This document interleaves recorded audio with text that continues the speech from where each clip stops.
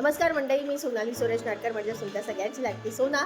तर आत्ता मी आहे धुळेमध्ये आणि मी आत्ता सकाळचा नाश्ता करते. तर या नाश्त्यामध्ये आहेत पोहे, वर शेव टाकले आहे आणि आतमध्ये भजी आहे. सो इंटरेस्टिंग नाश्ता आहे तो मी आता करणार आहे. बाय.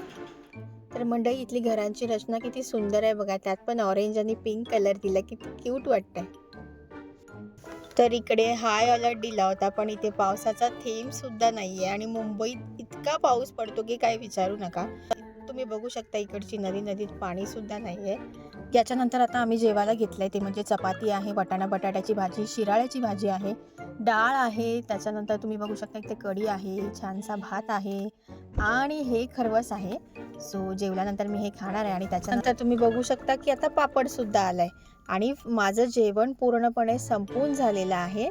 एकही अन्न मी शिल्लक ठेवलेलं नाही.